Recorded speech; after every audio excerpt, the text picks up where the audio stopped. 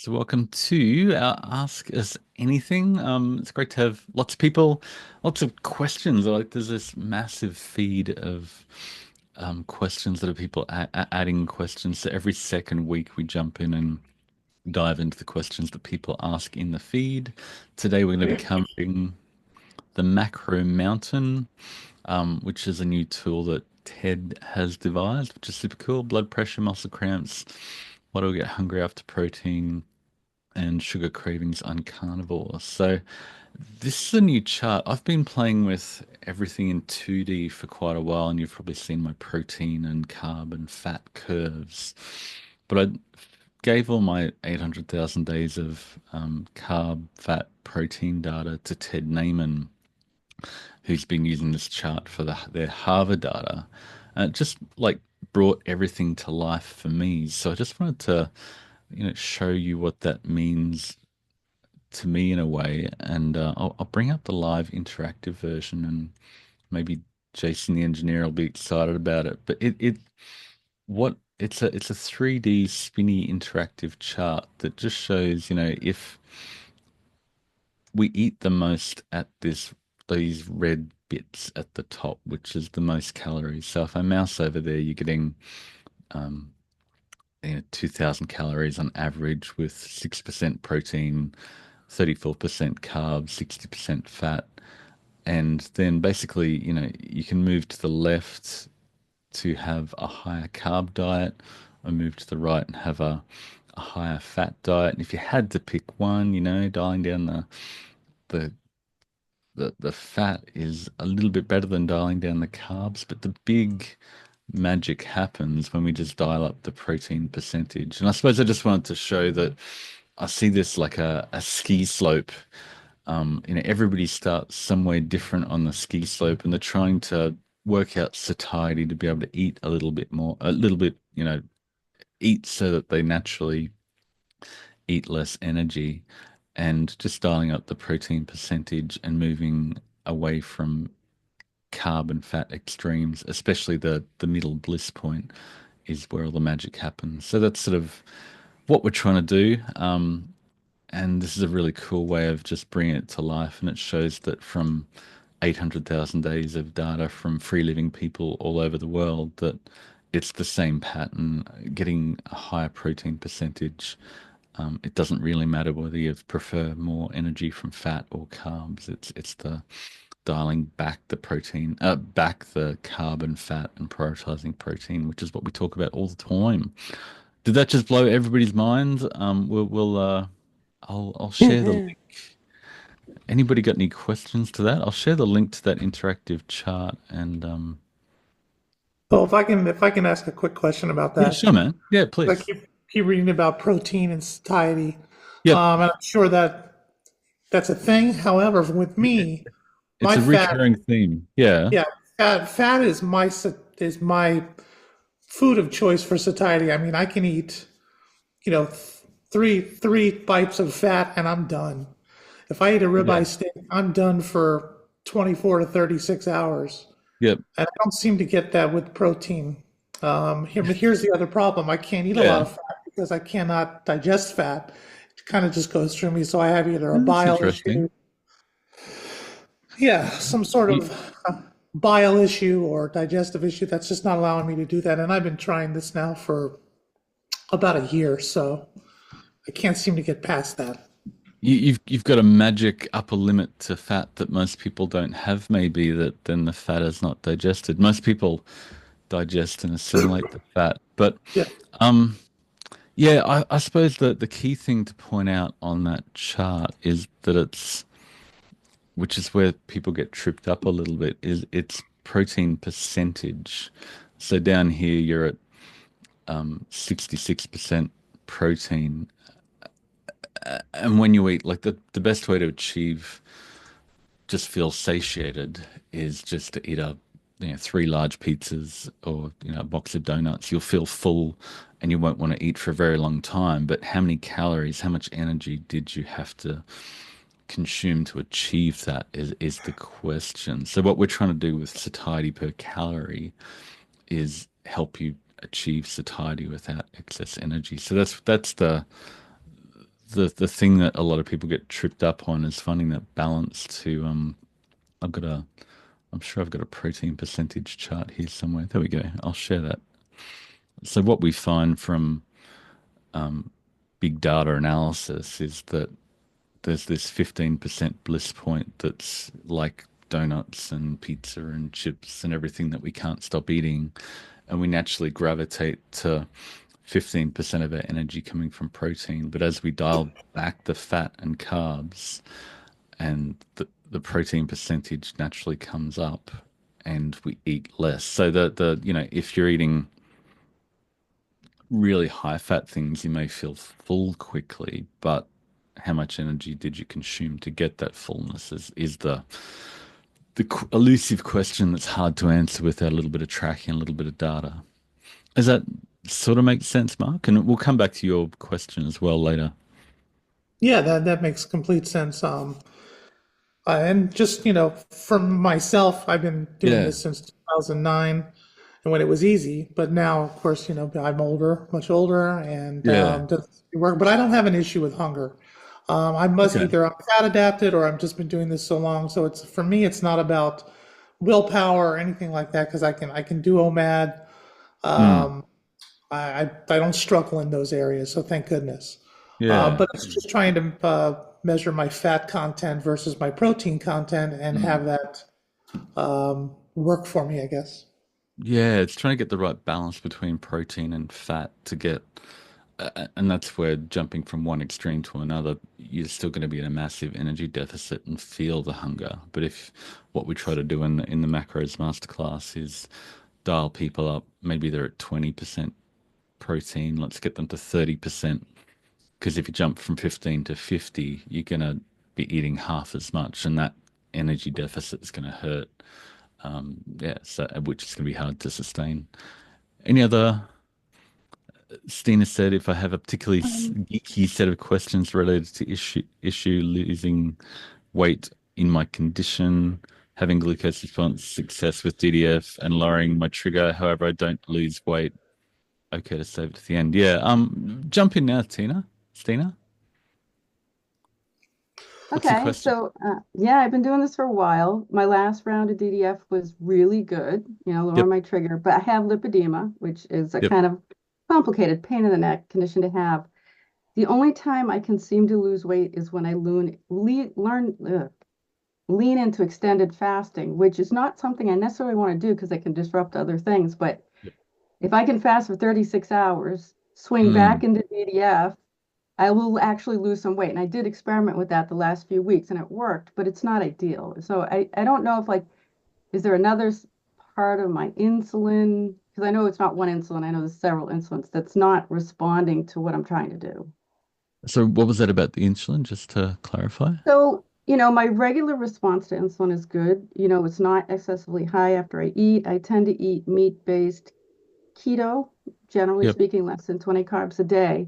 But until I actually fast for more than 24 hours, I won't lose anything, Are, no are you matter in what I do. are you injecting insulin? Are you at type 1 No, or I'm not. In fact, I have so relatively how high how are you blood. measuring the insulin? Well, I'm not measuring the insulin. I'm only measuring the glucose, to your point. Okay, Yep, yeah, okay. yep, yep. Um, yeah, I suppose good question.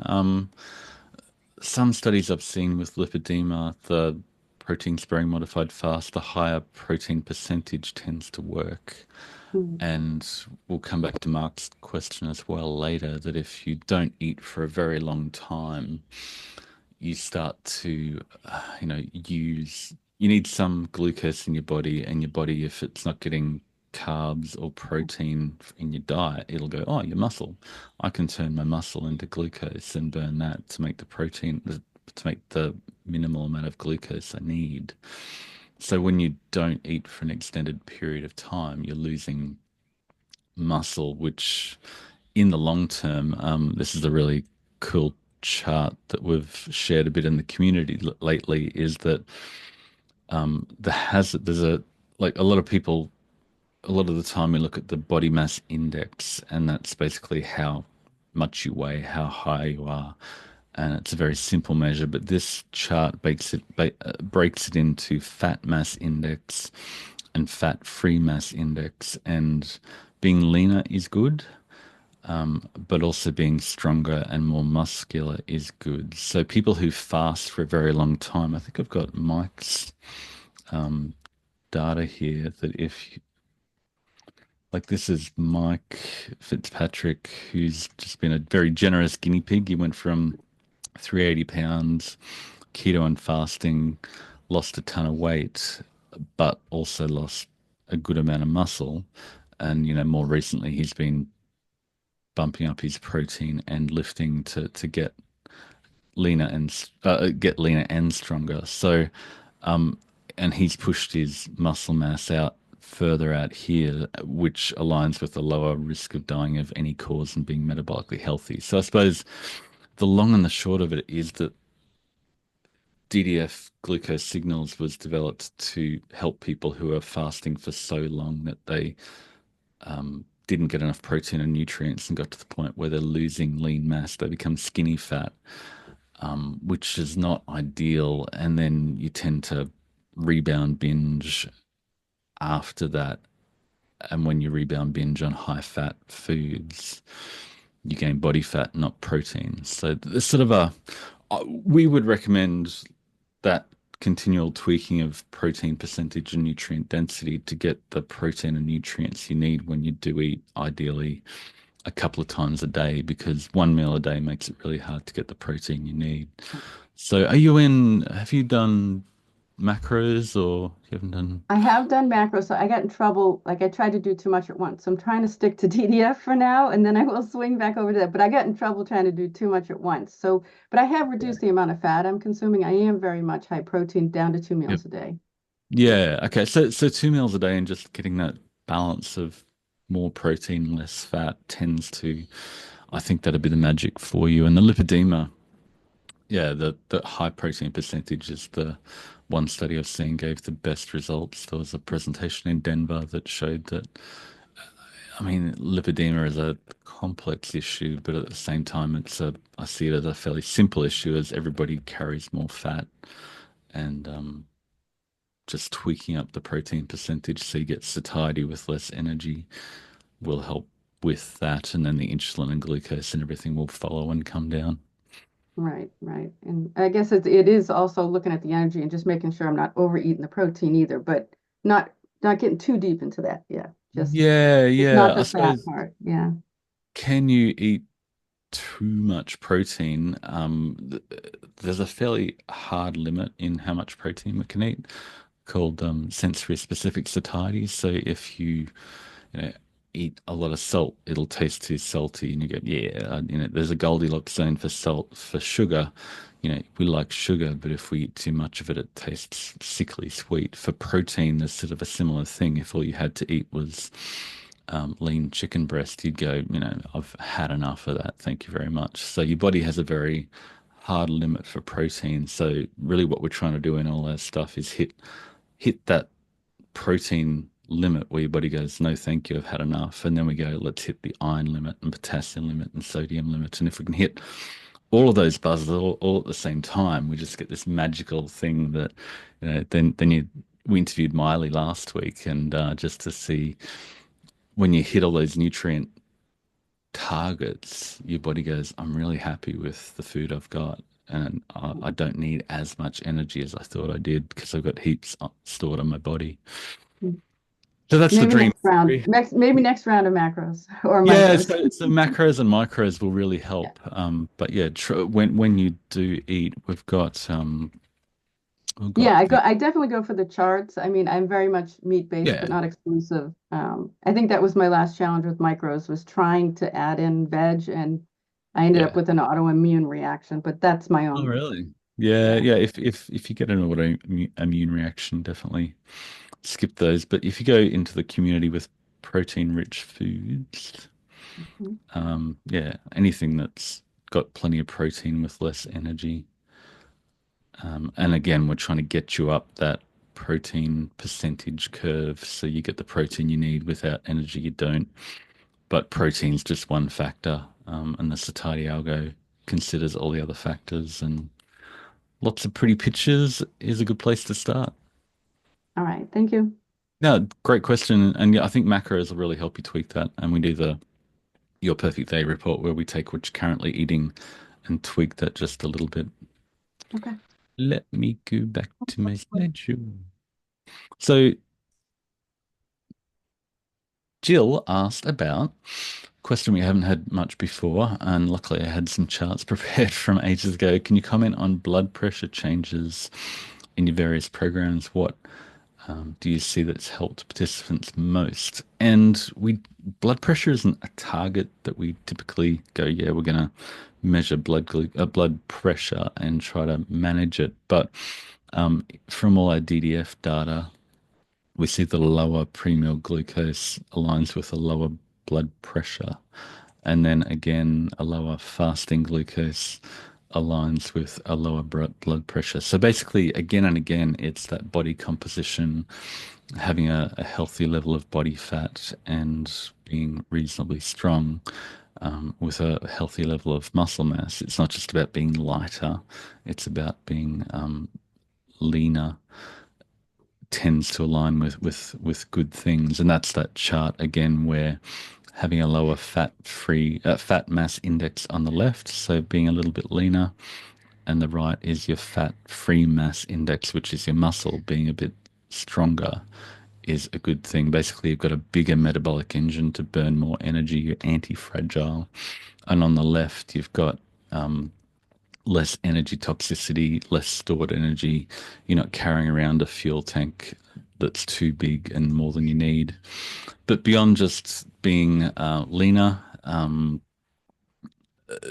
lot of people focus on sodium and go, oh, your blood pressure's high, reduce sodium. And the reality is, everybody, you know, sodium is chock-a-block in processed foods and we crave it. But regardless, everybody gets enough sodium. It's really hard to undereat sodium intentionally because we just have a really strong craving for it. So instead of trying to focus on reducing sodium, it seems that a better sodium potassium ratio is is more important. So rather than trying to reduce sodium, let's focus on increasing potassium. And again, potassium is one of our satiety factors that pops up.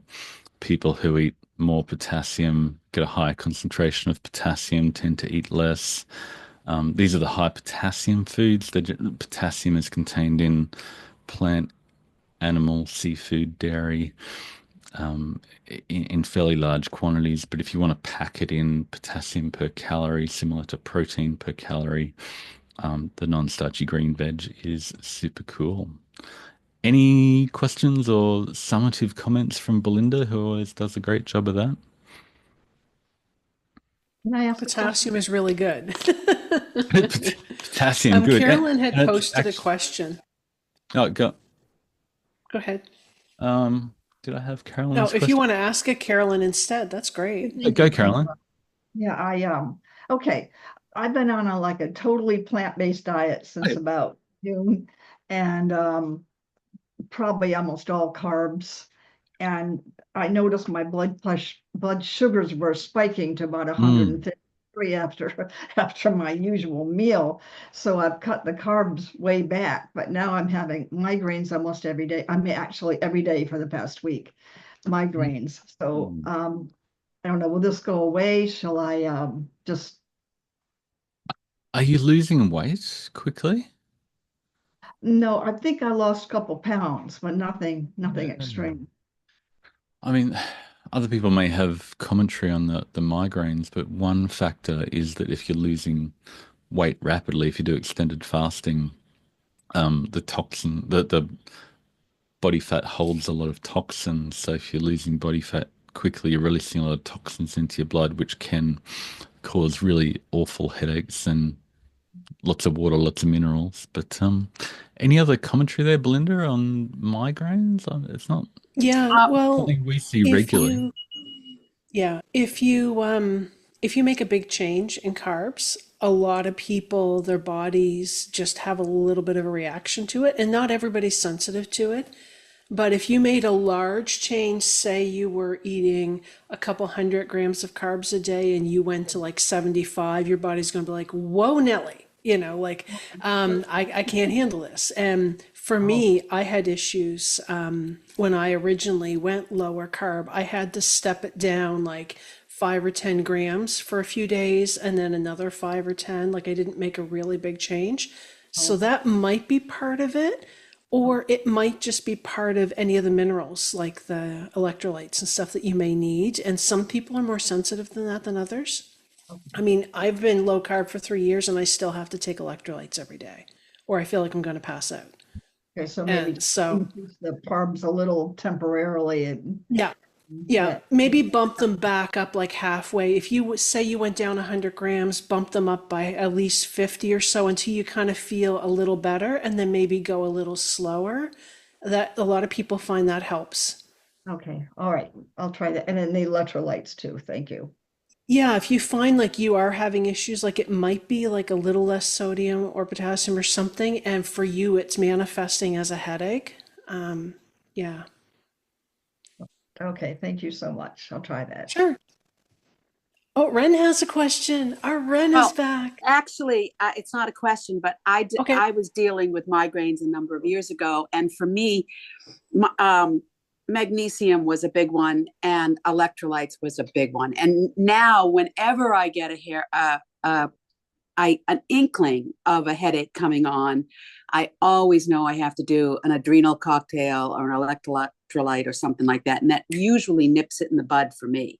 But Yeah. I was getting the kind of migraines where, you're in the bathroom throwing up and the whole thing, and Oh, magnesium deficiency. And I was getting the muscle cramps. I thought I was having a heart attack one night and ended up in the emergency room. And when it suddenly stopped, I realized I was having muscle spasms in my back.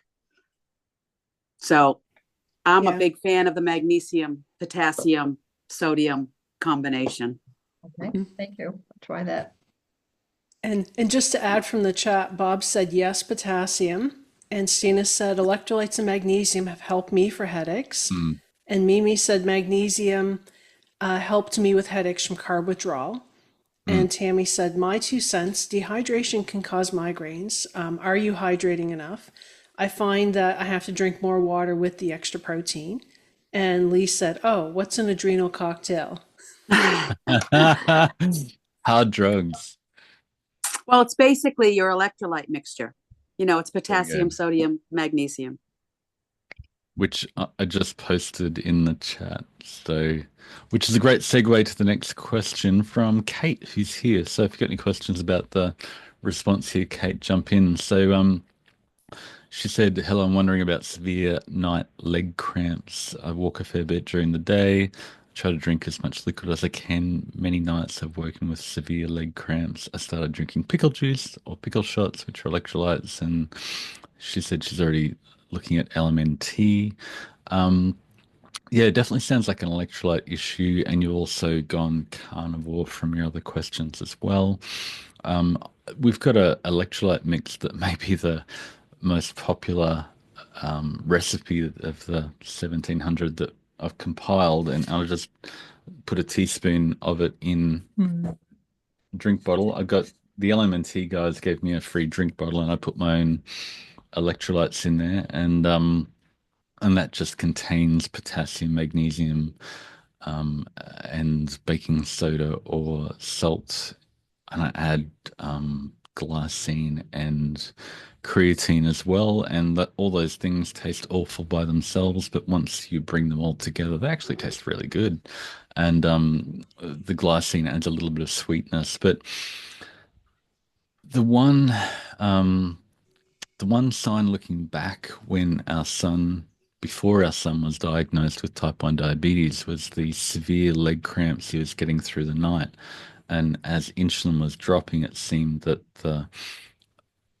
his body wasn't holding on to the electrolytes in his body, and he was losing electrolytes. So insulin helps the kidneys, along with aldosterone, recycle the electrolytes in our body. So if we go um, really low carb or carnivore and then drink a lot of water, the body is flushing out all the electrolytes. So uh, over drinking can cause it to a degree. If you're drinking too much water without adding electrolytes, you can flush more electrolytes out of your system. Um, Interestingly, like if you're trying to lean out for a bodybuilding competition, that the way to do it is to drink a ton of water for a few days and then stop, and the body keeps flushing out all the water and electrolytes and everything, and you just lose water really quickly. So most people don't need to worry about that because it feels horrible to do it.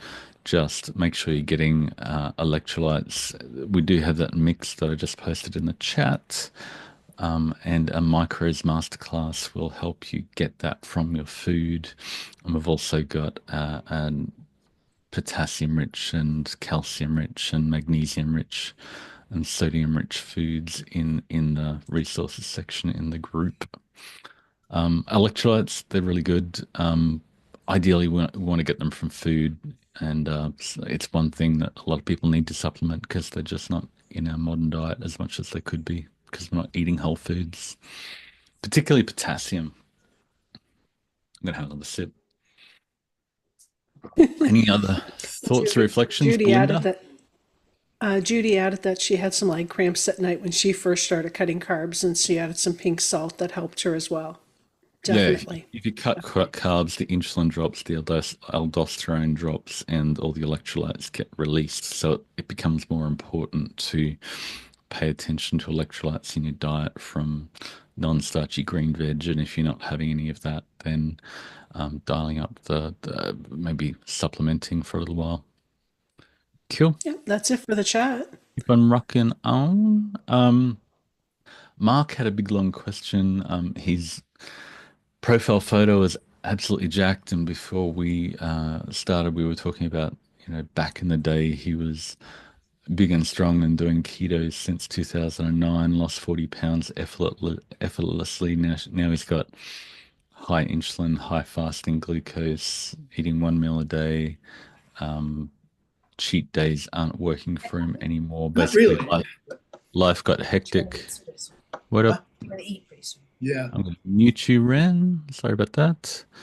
Um, so, yeah, so basically regained weight and struggling to get it off, doing one meal a day with high fat OMAD. And I suppose my comment here is carnivore can be great because it emphasizes higher, more bioavailable proteins. So the magic happens when people get protein with less energy, and carnivore is great because it gives you a ton of bioavailable protein, which most people are under eating. So a lot of people go, this is incredible. But if you're emphasizing the fat and you've got body fat to come off and eating one meal a day, one problem is that we just can't eat that much protein in one sitting. So most people need to have at least 2 meals a day to get the protein they need. And if you're really hungry, you're going to go, I'm just going to keep eating. And if you're doing a high fat carnivore diet, then you're going to probably overeat the fat. And then you end up gaining body fat. And it's the body fat that leads to high insulin and high glucose. It's not just the carbohydrates. So a lot of the time we think that dialing back the carbs will reduce our glucose, but really it's just an energy toxicity issue that we end up with a lot of body fat, and then the glucose backs up in our system, and we need more insulin to hold all that extra stored body fat in storage. So I wrote a book on all this, and it can take a while to unpack. But if you got any questions, we can talk about that to clarify. Does that sort of start to touch on some stuff, Mark? I know there's a number of things in there that you've been told and doing that aren't working for you, and I probably disagree with what you've been told. But yeah, any thoughts, reflections, questions? Yeah, so I've definitely cut down my fat intake based Yep. on this program. Tick. And so, but again, and I cannot overeat fat. It's impossible for me to do that because it is so satiating for me. Do you So know what do you know what your macros currently are in terms of fat I versus I protein? don't, I don't, but I Okay. can give you an example of what I eat, like Yep. now for the last 5 weeks, if I may. Yep. So I'll have a, 4 or 5 egg white omelet with one All right. yolk, Tick.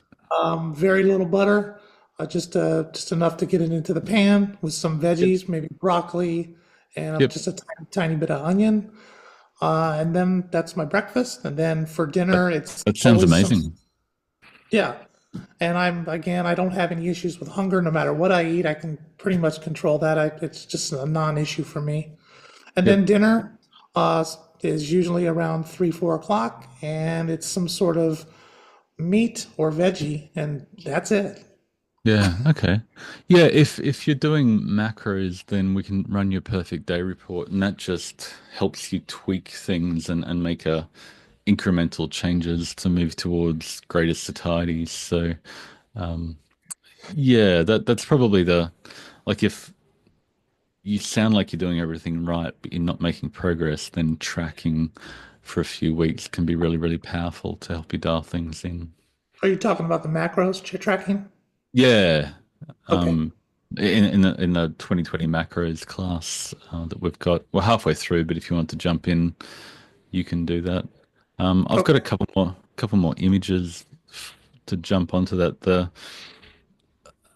A lot of the time people talk about insulin toxicity and you're focused on insulin and you do have quite high fasting insulin, but really the root cause is energy toxicity that we're storing too much energy. And you've got Carrie, who's on the call here, as a type 1. We were talking before the call about tweaking her basal rates, and she's actually quite little. And we are saying, wow, she's only got quite low basal rates because she's so darn lean. But people who are bigger, whether injecting insulin or making it naturally, just need to produce a lot more insulin just to hold that extra energy in storage. So if you want to bring down your insulin, it's how can I eat in a way that allows me to attack the body fat and to sort of explain why you're getting potentially high glucose numbers. It's not just the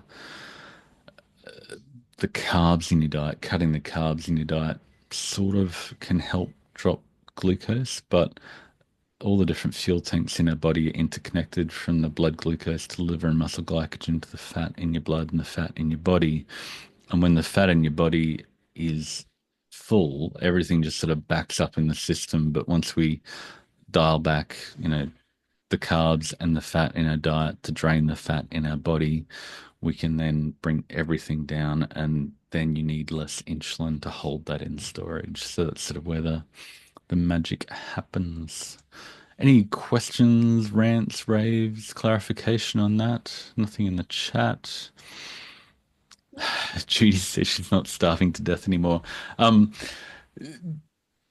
and that's where like Judy jumped in and everything was going great and she pushed really hard and then your body tries to find equilibrium and fights back and then you balance out and everything falls into place again a few weeks later and that's finding the minimum effective dose of change to get the results you want typically works the best. If you push too hard too soon, you hit a wall, and that's where we try to tweak your macros rather than push you off a cliff, and that tends to work. You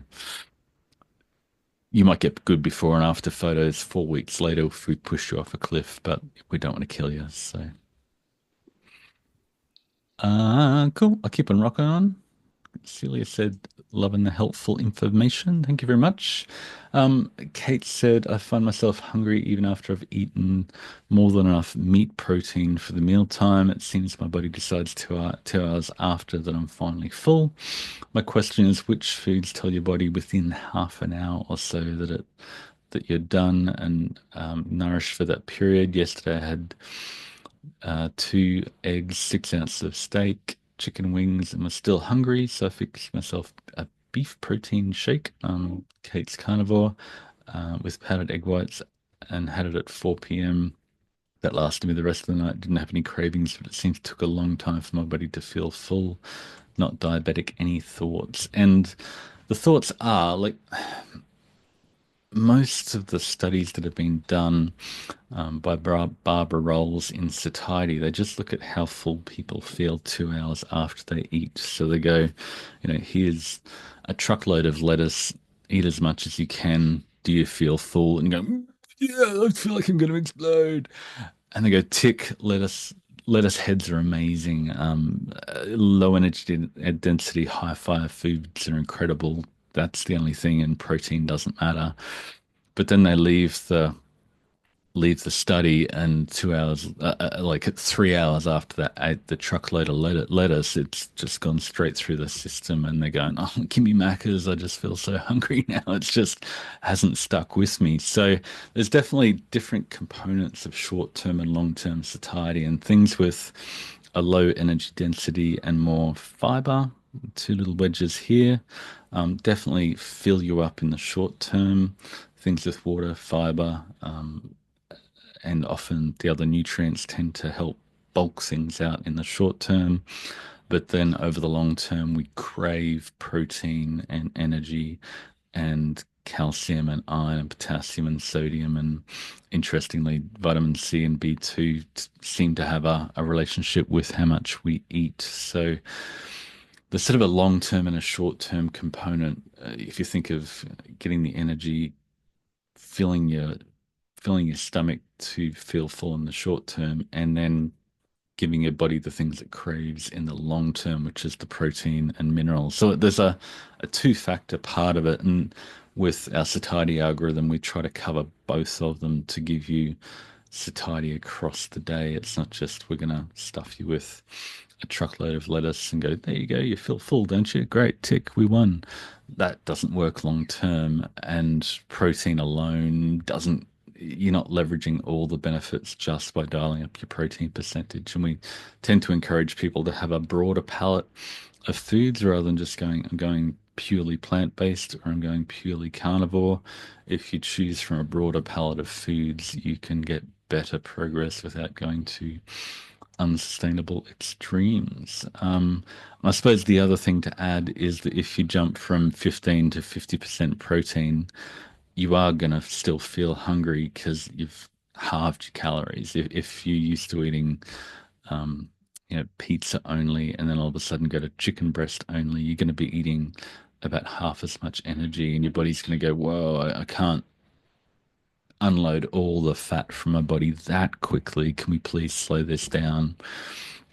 Or I'm going to crave some energy. So that's where just nudging yourself up. As I said in the classes, if you're at 15 now, we'll bump you up to 25%. If you can stick with that for a month, then in the next class, we'll bump you up from 20 to 30% and sort of nudge you up incrementally in a way that's sustainable. And a bit of tracking if you're stuck can be really invaluable. Any questions or clarifications on that one? We did have a Celia question. Yeah, 2 eggs over medium and 4 ounces of high quality breakfast sausage for her breakfast at 10 Yep. o'clock, and she's still feeling good and not hungry. But salads leave her starving in 30 minutes. All Oh, right. yeah. Love the infographics for the nutrient rich foods. Making the transition. Will join classes soon. There's a lot of really great infographics in the free resource section in the community as well. If you're looking for like nutrients or foods that are high protein or high potassium, there's all kinds of goodies in there. Yeah. And Marty So might down actually here have. under the free Yep. resources food lists, you can jump into what are the high potassium foods, and you can scroll through all the potassium rich foods and high potassium foods. So the difference between high potassium foods and potassium rich foods are high potassium foods are the ones that if you need more potassium, just more grams of potassium, these are the magic ones. Bananas are, notoriously high potassium, and potato, because per serve they give you more potassium. But if you're one of the majority of people who are trying to get more of nutrient X without over consuming energy, then these potassium rich foods or protein rich foods or zinc rich foods or whatever, we've got an infographic for everything you should ever want.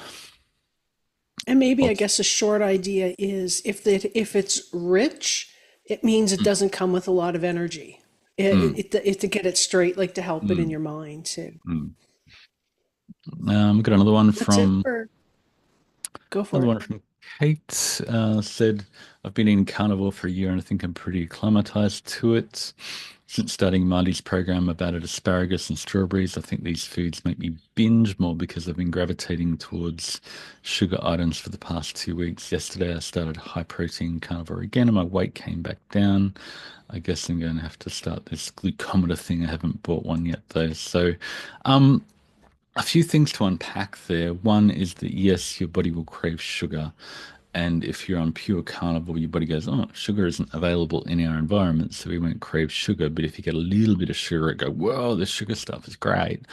Even if it's from asparagus, and you may increase your cravings a little bit. And our cravings tend to get us to about 22% of our energy from sugar, looking at the bliss point. If you're on a no sugar diet, you'll eat less. And if I just put, 30 kilos, again, let's say a truckload for round numbers, of bags of sugar in front of you, you get through a bit of it and then go, whoa, I just can't stomach any more sugar. Can you give me some fat? And to try and balance that. So once your blood sugar taps out, your liver is full of sugar, then you're gonna go, my glucose fuel tank is full. I can't handle any more sugar. But if your body's been producing sugar, the glucose it needs from the protein in your diet, a little bit of actual dietary carbs or sugar is going to be really enticing, seductive, and you're going to want more of it. That is a thing, but generally, if it's not necessarily a reason to jump to zero carbohydrate because all those things that we talked about that contain potassium and all the other minerals often come with non-starchy green veggies. You also mentioned that I gain weight, and I would think that's actually water weight because if you're eating a little bit of berries that raises your glucose, glucose is stored as glycogen, which is 1 gram of glucose with 4 grams of water. That's glycogen stored in our liver and muscles. So it's like, oh yeah, I gained weight, but it's not fat. It's just the stored glucose stored with a ton of water as glycogen. So I wouldn't say it's necessarily a bad thing or a reason to stress about eating a few berries. A lot of people find fruit and berries on carnivore around their workouts very helpful. And I suppose the last thing is that getting below 25% carbs doesn't necessarily yield better results. Getting away from the bliss point of 50% carbs, 15% protein, and the rest from fat is what we want to escape. But going to zero doesn't necessarily yield better results. And I think if you look at the net carb version of this, you see a little kick up that indicates that maybe we're craving a little bit of glucose from our diet, so we don't have to make it all our from protein by gluconeogenesis, and we might eat a little bit more if our diet is very like zero carb and end up overeating energy dense fat. So, and we talked about energy density being a factor in the satiety equation. So, um, bottom line is our algorithm will take you from where you are now to help you tweak your satiety without jumping to extremes, and blood sugars can be helpful. That's all I got for the slideshow today. If you guys got any other questions or harassment, I'm here for it for another 16 minutes. Stina is Does anybody have any smirking. live questions for Marty? You can wave your hand wildly, or you can hit the little react button and raise your hand that way. We'll Or you can find give out me a it's you. thumbs Being down. snarky. I Oh, couldn't get in the meeting Ren, yesterday. Ren. What have you got, Stina? I couldn't get in the meeting yesterday. That's Oh, all. I'm so sorry. I had a I know. waiting I room. figured you I guys turned had off a the waiting challenge. No room, worries. and anyway, Yeah, any thoughts on that? he's Yeah, new with Zoom. It's only been a few years, right? the 36 rounds of data-driven fasting. You think I can get it right, but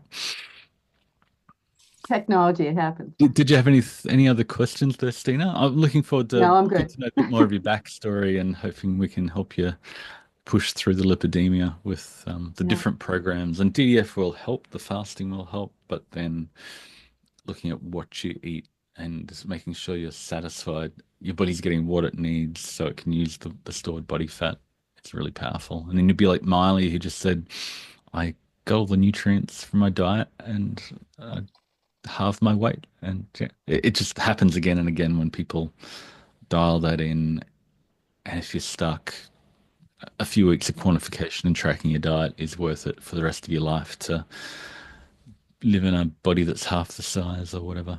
You don't need to get to half. You don't have that much to weight to lose, but yeah, feeling good is Marty both a has little that bit of effect on people. discipline. Yeah. What's that? Halving their I weight. said Marty has that effect on people. They come into the community, they play around with the food, and oops, there went the weight. Yeah, and when you get obsessed with nourishing your body rather than depriving it, it's that mindset shift that Miley is a living example of. That once you focus on nourishing rather than depriving, your body works it out. Whether you're Sarah, who was underweight and malnourished from extended fasting and keto, and to the point of anorexia, then she nourished her body and everything came alive again. Or whether you're half the weight, double the weight you want to be, like Miley, and yeah, it nourishing your body, just everything falls into place. Ren, I'm going to shut up and let you rant.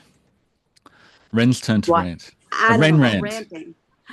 I don't know about ranting, Where are your but I glasses, can. Ren? Well, I can see better up close without them. Everybody's blurry when I have them on. Um, I know you're all about, whatever your diet is. Hmm. You've said that and everything. But what strikes me is because I hear a lot of conflicting information about being keto. I just recently watched some Ben Bickman stuff and all of that. But my question is a little bit twofold. One, I hear a lot about women and hormones and good carbs, your carbs from fruits and vegetables Yep. and the need for that, especially as you age. And I also, how do you even get all of the minerals and vitamins and all that stuff that you need by eliminating so many good, healthy Hmm. things? Hmm. So this is where I have a problem with the whole keto carnivore Yep. long term. I mean, I think, Excellent you want to go question, on it for a Ren. couple of weeks, go for it. But Yep. long term scares me. Yeah. And So, any what do you got to any say about it? any amen. Any diet pushed too far to the extreme can be detrimental, whether it's plant-based, you're missing out on a bunch of um, omega-3, B12, and potentially bioavailable protein. Carnivore can be really great because it gives you bioavailable protein and B12 that we just, swung to the other extreme from the extreme plant-based, but then, calcium, omega-3, a bunch of other things can be harder to get. And if you do, I'm just doing carnivore.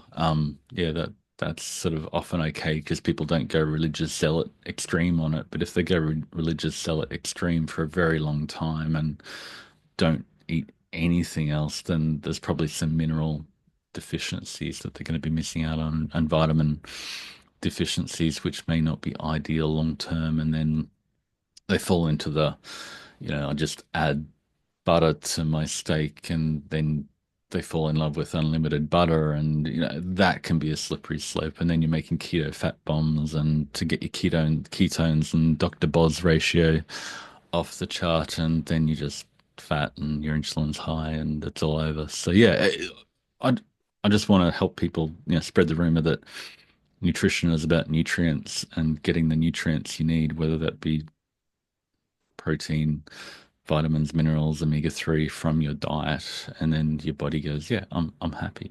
I've hit that sensory specific satiety for protein, for all my amino acids, for all my minerals, for all my vitamins.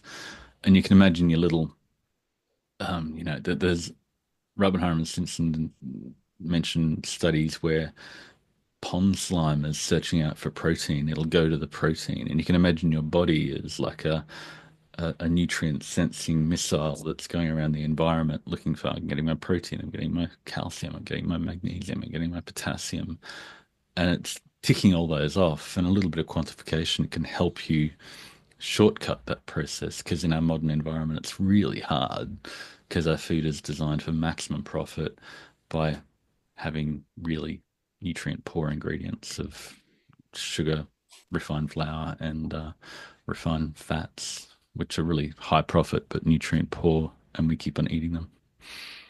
I loved what Miley said last week about, someone asked her about, what do you do when you are around bad foods or whatever? And she basically said, well, Miley, you remember what you said, I hope, about, there is no bad food. It's just, everything in relationship. Yeah. I just loved what she said, it much better than I did. So go back and listen to her. But yeah, it stuck with me. And one other thing that stuck with me years and years ago is that butter is really just a spreader of salt. So just salt your food. Just put the salt on it. Yeah. Everybody wants to, they find out that butter can give you, butyric acid, which helps raise ketones or does something magical. So all of a sudden, everybody's downing full sticks of Kerrygold butter because that's the new thing, because Dave Asprey's recommending it. Or, we go through these crazy extreme fads, and they never, when pushed to extreme for too long, they never work too well. Yeah, but on Miley's comment on optimal foods, like, yeah, if you're a starving caveman, the three pizzas is a great idea because you'll get your body fat back up. If you're a dieting bodybuilding competitor who's got down to 4% body fat, you can see the striations in your glutes, have the three trays of donuts, please, because you need to get your body fat back up. But for most of us who have been living in the world of too much of that, then optimal is in the other direction, and we can just move towards optimal. We don't have to swing to extremes that then break. I have a thought on that when you're done. Belinda, I'm going to take a breath. I'm going to have a Hello, Belinda. little small rant. No. I Well, and the keto, like keto, beyond the fact that it's really helpful for a lot of brain conditions, and they're doing a lot of research on that. Like, I'm not discounting that it does have some good uses. But I find like that, I mean, and I've gone through the whole progression of that kind of stuff as well. And I tried to do super low carb, but once I got below like 40 grams a day, I crashed. I stopped sleeping. I was so anxious, I couldn't function. Like, I completely just shut down.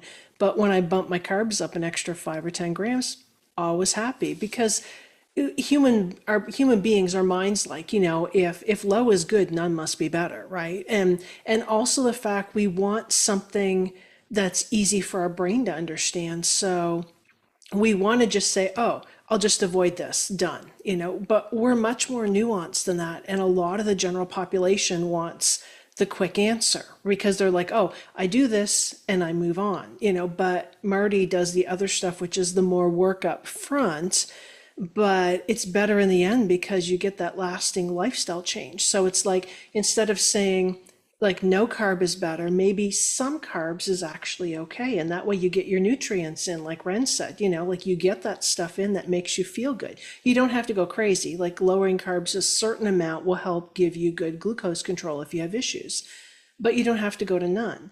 And fat, you don't have to go to completely none there either, because when women do need a certain amount of carbs, and some of them do need more than men just because of the hormone factor.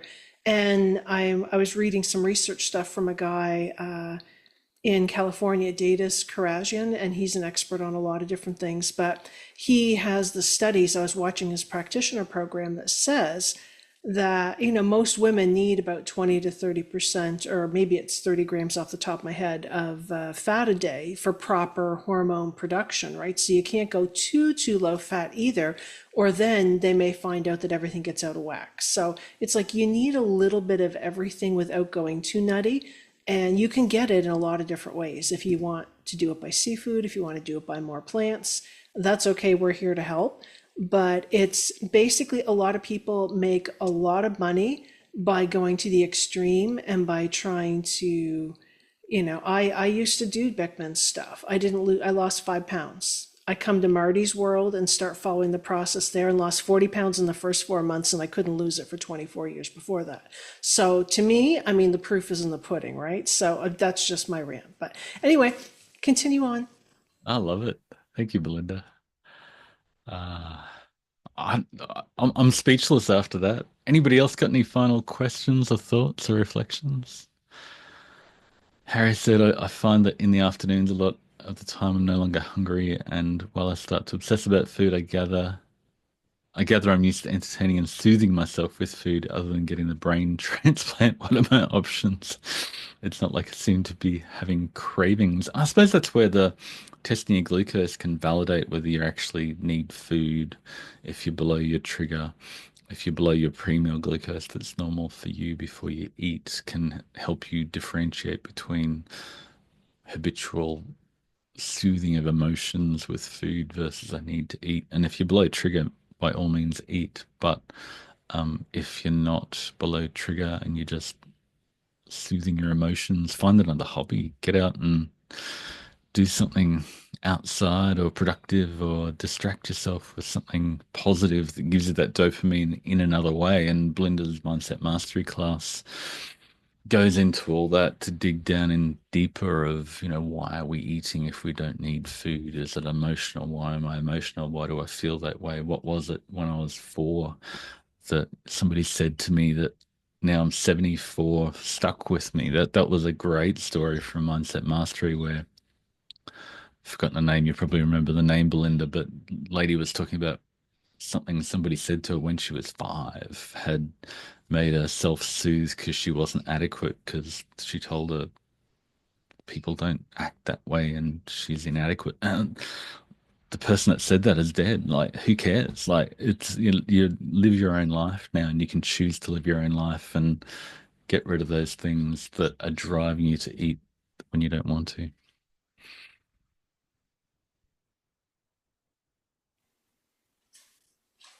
Yeah, Mimi was saying the newest thing is the hyperketosis diet. So she's glad she's with the right people Wow. here at Optimizing What, Nutrition. what's We're the so glad to have you. hyperketosis diet? It sounds I crazy. couldn't get above point 0.4 no matter what I did. So, but yeah, I mean, Verta's own work, I'm not sure what the hyperketosis diet is. It's better than keto. If you're still on keto, I don't know what it means. But yeah, everybody's trying to get optimal ketone levels. Yeah, okay. Judy said keto 2.0. Do you know what ketone values they're trying to target? Because the reality is that the optimal ketone chart from Finney was based on people who had been doing low carb for 6 weeks. They hadn't fully adapted to keto, but as your body adapts, keto producing ketones is sort of a short-term survival mechanism when you don't have enough oxaloacetate from protein or glucose carbs in your diet. And once you adapt, ketones drop. And then if ketones drop and you've been told you're not doing it right, you just need more fat and more exogenous ketones at $50,000 a serve, then, yeah, it doesn't end well. I have to Google it. Um, run away, I think, is the answer from the hyperketosis diet. Unless Belinda, as Belinda said, if you've got Alzheimer's, Parkinson's, dementia, or some neurological depression and your body composition is already dialed in, then, a high fat ketone diet can help, but it can also hurt if you've got a lot of weight to lose and you're just overdoing the fat. I think that's it. Anybody with any final thoughts or questions before we jump off? Thank you for joining in. Is that an electrolyte adrenal boost, Ren, that you're drinking there? It was yellow. Oh, it could be anything, but I got caught. Okay, so does anybody else do this? Like, you have to pour water over dates to hydrate them? Oh, And then wow. why would you throw the water away? Why not? It tastes so yummy with all that extra sugar. A little date water didn't kill anybody. You should Date see you water. should see the vitamins and minerals in this, Marty. That's great. It That's was great. only one date. I'm I'm I'm off to have a date. Thanks, guys. We'll see you next week. Next week we're chatting to Belinda. So this is sort of your intro, and we're going to get Belinda's backstory and how she came to not be a dead bug anymore and then generate mindset mastery. So yeah, looking forward to that. Have a good week, everybody. Thanks, y'all. See you then. Bye.